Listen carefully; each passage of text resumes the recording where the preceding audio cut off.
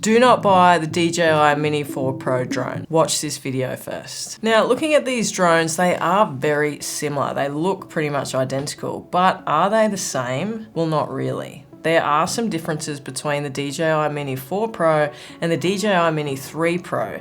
And to be honest, I'm not that fussed. Are the differences worth the upgrade though? That is the question. So these two drones have a lot of similarities. They still look very similar, but there are some key differences. Let's just quickly run over what is the same and what is different. So what is the same? Both of these drones are still under the 250 gram weight limit. They have the exact same sensor. So it's a 1/1.3 inch CMOS sensor, does 48 megapixels, 1.7 fixed aperture, and a 24mm lens. You can shoot vertical video and stills on both of these drones, and they both use the same batteries. So you can still use the standard battery that runs for 34 minutes or the battery plus for 45 minutes. Now let's get into what's different about these drones. Now everyone is banging on about how good the DJI Mini 4 Pro is, yet the sensor is exactly the same in the DJI Mini 3 Pro.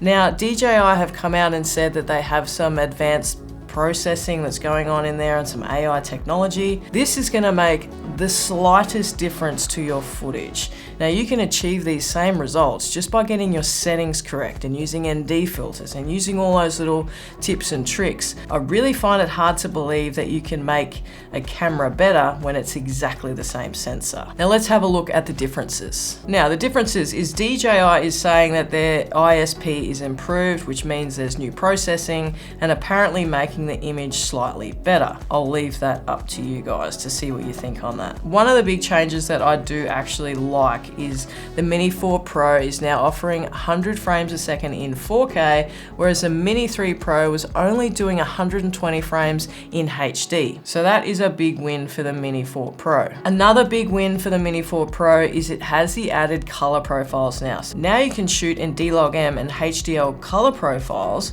whereas on the Mini 3 Pro, you only have the D-Cine-like profile. And I'm a big fan of the D-Log-M profile. It is so much easier to grade and it gives you an opportunity to get all the best colors and data from your drone. Now, one of the other differences with these two drones is the DJI Mini 4 Pro now comes with landing legs. Now, if you have been following this channel, you would have known that I have installed landing legs on my DJI Mini 3 Pro, and this was a big upgrade. They're not really that expensive. I'll leave a link down in the description below if you want to check these out.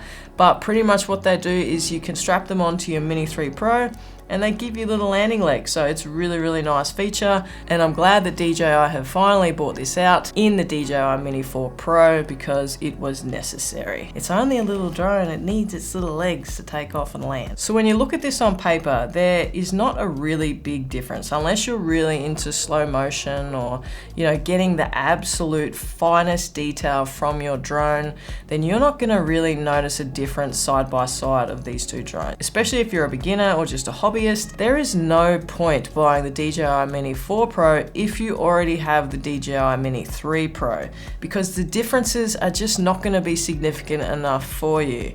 But if you don't have the DJI Mini 3 Pro yet, then definitely get the DJI Mini 4 Pro. This is by far the best mini drone on the market to buy. I wouldn't recommend anything else but DJI, and the DJI Mini 4 is just another outstanding drone. But I would not buy it if you already have the Mini 3 Pro. What you should really prioritize is your skills over just going out and buying a new drone, because buying a new drone with all new features and all of that cool stuff is not going to make you a better drone pilot.